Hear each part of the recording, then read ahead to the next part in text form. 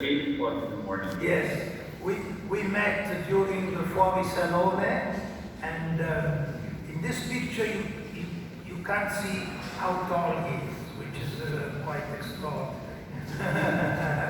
And you would be overlooking us from the height. Thank you for joining us. Your subject is designing a healthy future. You speak just after Mr. Ken Jackson, design partner of SOM, who told us how we can turn tall buildings into urban sequoias, which is rather exciting and creative. So, just take on from this provocation.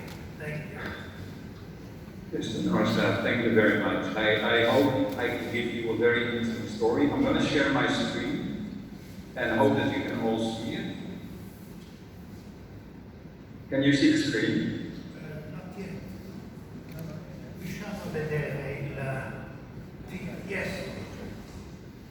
Perfect. UNStudio, that's who I'm working with. UNStudio, we talk about the future of urban environment, the future of tall buildings, the future of how we live. And if you talk about how we live, we talk about people. We talk about how people move about in our urban environment and find each other to create communities, to find comfort and well-being in their surroundings.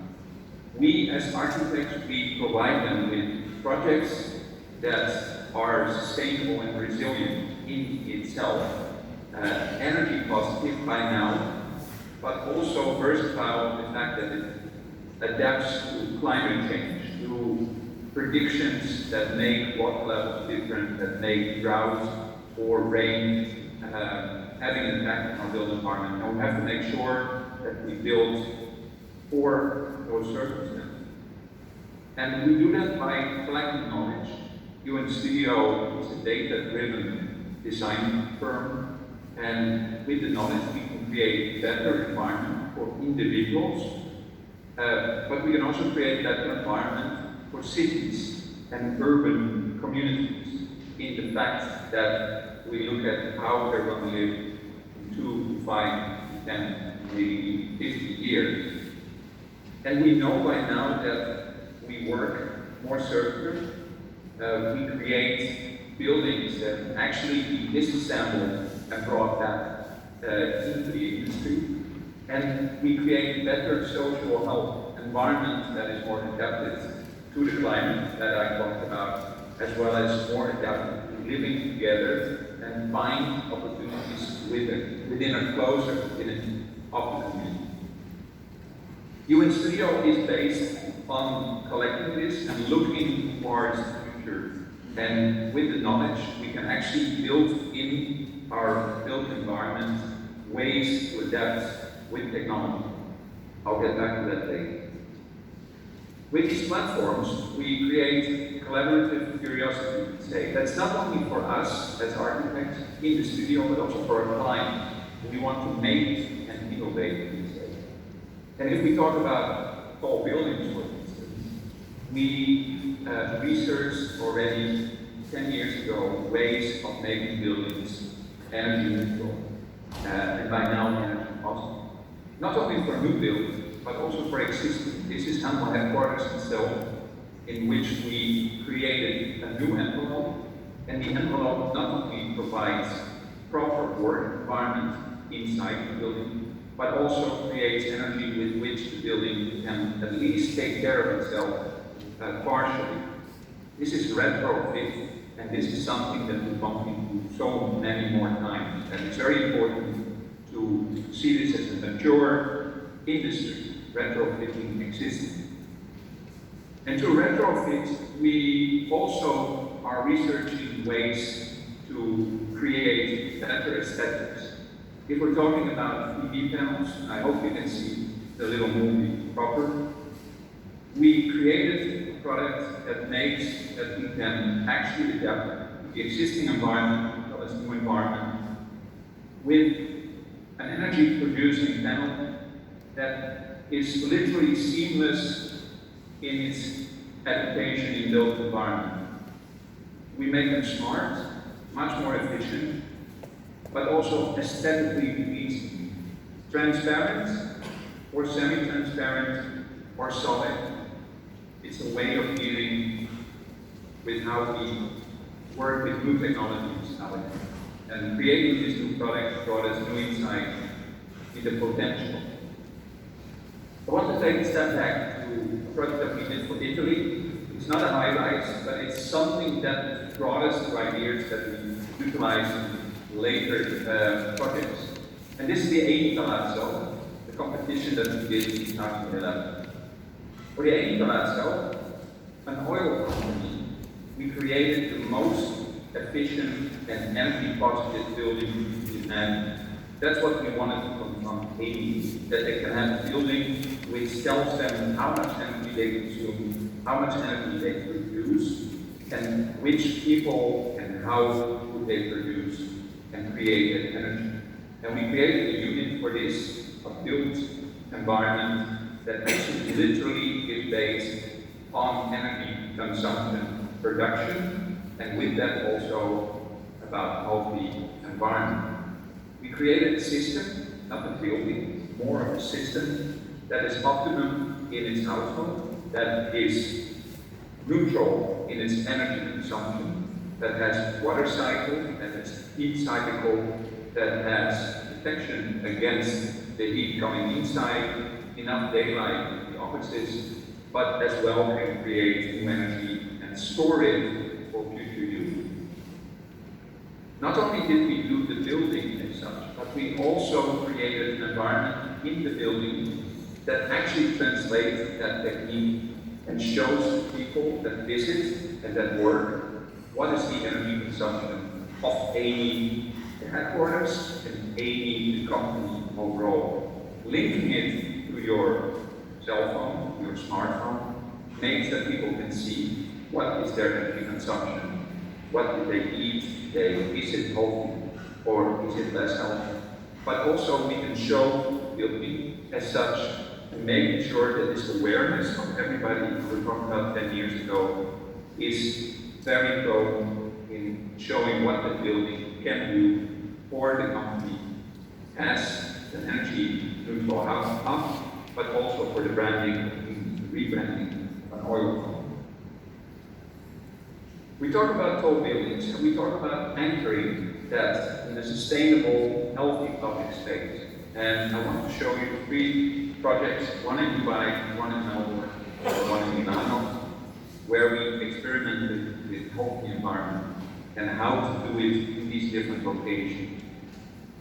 We have Wasl Tower in Dubai, and Wasl Tower is a 300-meter high tower with a mixed-use environment, Mandarin Oriental hotel in it, residential on the top, offices on the bottom. It's standing opposite the Burj Khalifa, and of course, if you take a building, a new high-rise of 300 meters opposite the Burj Khalifa, you have to do something very special to make it a new icon for the city. And we created an icon that is based on its orientation, dealing with this hot and harsh environment. It has an ever-changing silhouette by the geometry we adapted to the building. The geometry is based on how the sun actually makes the move from morning to evening.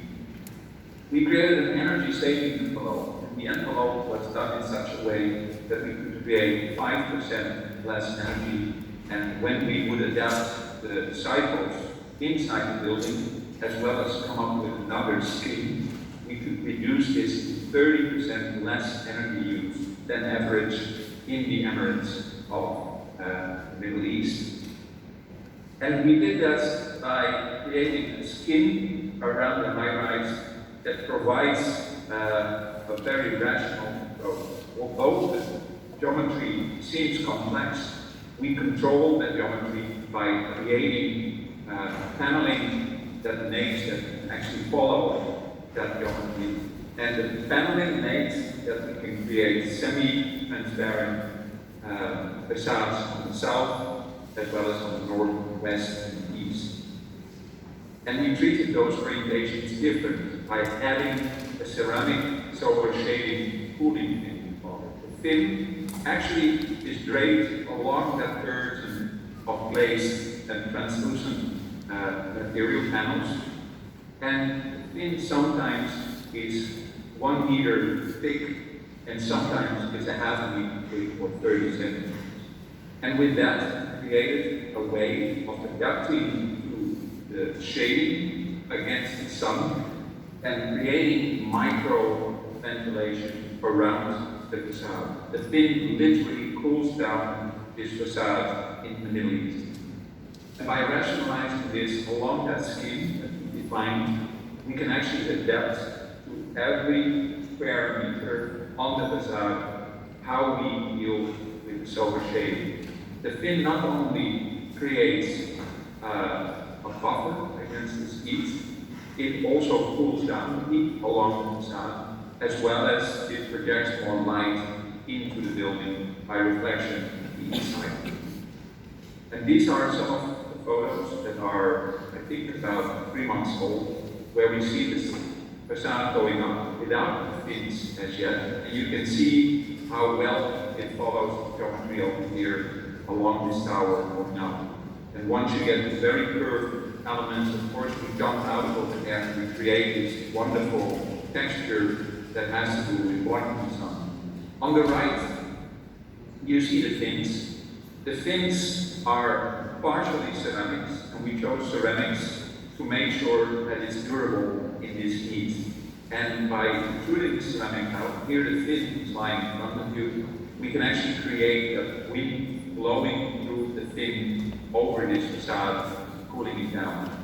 Ceramics itself, very special, has been placed. It can last for 200 years or more. It's a local product, so it's also for the time very budget friendly, as well as that it gives you this wonderful patina of time that has passed along this facade. Nothing will hurt this facade in the future. The green spine in Melbourne, it's a fully different project. It is a little bit lower than our Muscle Tower. It's 260 meters high. It's going to be the highest tower in Australia. And we provide an idea over here to literally create a courtyard in the middle of Melbourne and push that courtyard up to the very top of the High Line. As you can see over here, it's not one tower, it's 2 towers that belong to each other. The 2 towers, they adapt to one another.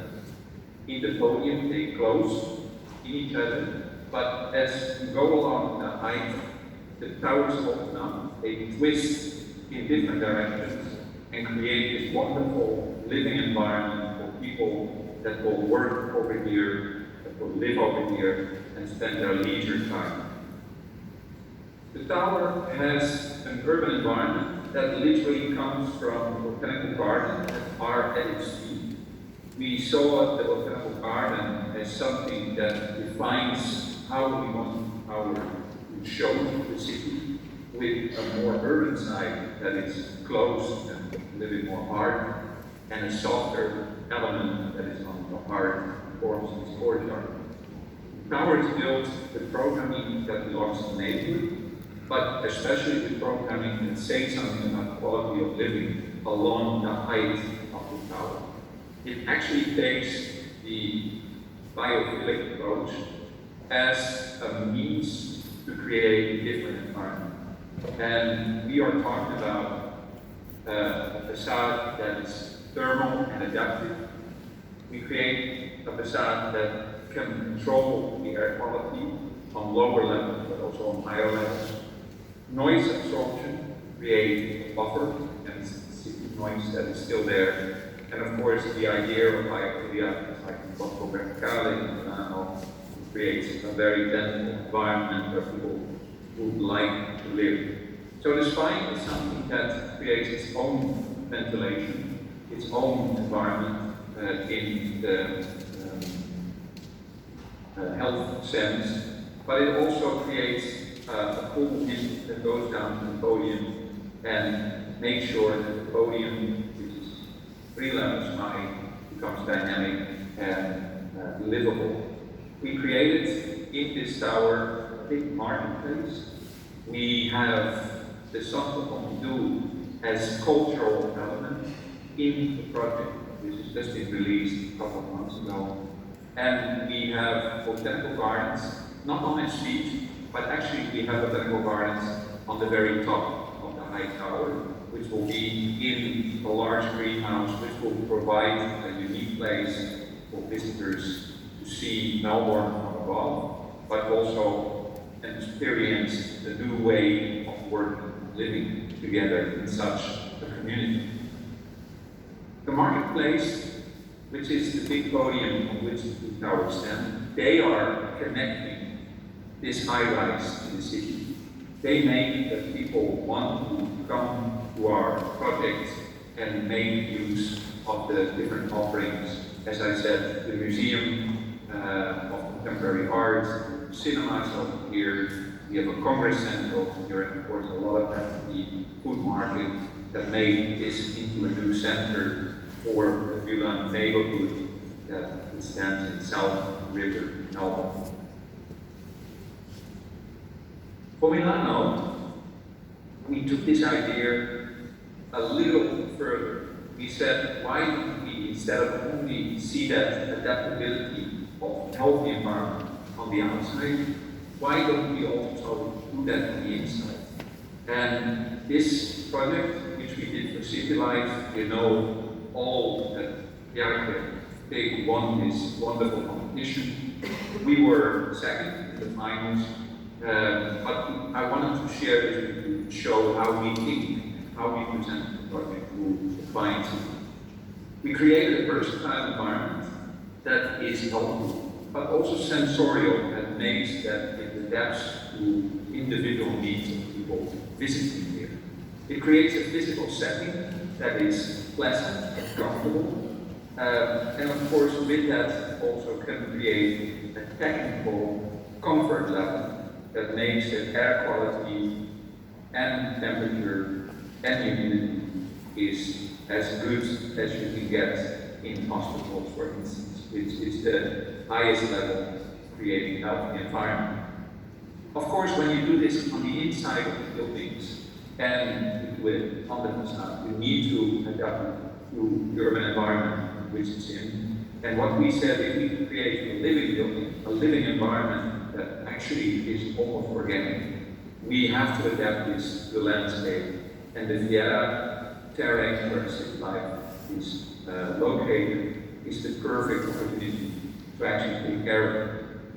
We told the client that the design is regenerated, which means that every little component within the approach has got an effect on utilizing energy, net zero, positive impact, with all the policies that nowadays we have to adhere to, especially in the city of Milan. And don't forget, it's not only about the hard facts, but it's about the social facts, the way people experience and can enjoy the building. We created a performative and circular facade based out of ceramics. Again, ceramics is a very durable and efficient material to work with. Ceramics that extract CO2 from the air that exists already, so literally we can take in pollution into the built environment, into the material. And as you can see, we utilize the UV panel over here to create another way of working with the facade. So the unification of the facade, the environment, and the materials made this building circular. The energy household was integrated and resilient, especially the water and waste was something that we strategized in such a way that we almost did not have to take anything out of the environment itself. The two buildings would communicate with each other and actually would create a cycle for both water and waste. And with that would be an example of how the community would work together over here. People that work in the offices and people that stay in the hotel in this project. We created a cycle which is sustainable, which is regenerated in the sense of social value, equity, and restorative in the fact that it cares for your health, for your own individual being. And with that, not only the physical approach became a celebration, but especially the way we experience it and the comfort levels within the project related to this landscape became an inclusive landscape to enjoy. The last project that I want to show, I hope I have enough time, is something we are doing currently. It's not a tall building, it's a low rise, but it has the idea of healthy living as a product. And the project is in Luzzano, north of Milan, and we call it Mending the Suburbs. The project is under permitting currently with the municipality of Milan, and I really would like to tell you a little bit about this kind of unique approach. The project literally takes the way we live together as a new business model concerning well-being and comfort. Healthy environment is something that we are all developing currently, but to create a community that takes the healthy environment base is something that is still quite new. The community is based on a clinic that would be located in Luzzano for our client, and the clinic can do something that is way beyond the normal health environment that we can do. It can create a healthy landscape, and that healthy landscape, which consists of the building as well as the biophilia, is smart, can measure you, can measure air, can measure the environment, and actually show factual that you live in a better environment than anywhere else. Clean air, good humidity, noise damping, biotechnical in the sense that it takes care of people, but also is green, and of course these lush hanging gardens. We created sustainability that improves health, that prioritizes comfort for people, and that activates a healthy living, the fact of moving, but also providing services that have to do with maintaining your health. So it's good for seniors, of course, it's good for people that have been hospitalized, but it's also good for the young generation, ourselves, that care for a healthy lifestyle. Because that's what I think we are all.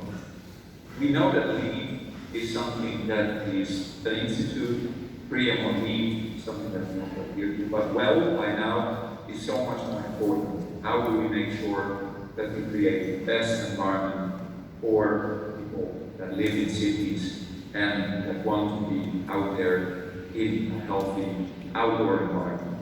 And we do this by making healthy environment smart, by making sure that we can maintain it, recycle it, and let it benefit the environment. We created a sensitive neighborhood that is inclusive, intergenerational, and that is active, that promotes pedestrian and cycling movement around it. We created a community center that is central, that has a direct link with hospitals and clinic, and we created micro neighborhoods that actually have their own communities and relate to each other. And we integrate technology in such a way that it's evident and easy to access, not as an add-on, but integrated into the built environment. By doing so, we can actually zone the development into 5 zones that are more prone to taking care of anything that you have for which you will be hospitalized, until long-stay care communities and wellness communities that are actually living in such a way that they prevent them becoming less healthy. The human and nature-centric approach makes that we can design a public environment that is adaptable, that is smart, that creates different pockets around it, and makes that people can enjoy and are aware of their health environment. And technology implemented made the concepts in which people literally are connected by their phone to this community, blocked from bigger platforms, and can tap into their own results during their lifespan in this wonderful community, north center of Milan. Thank you. And with that, we can create an urban environment that is not only fitting the request of public, but also meaningful for visitors coming over here and showing what it is to live in a modern, contemporary, healthy structure. Thank you. Thank you. Thank you.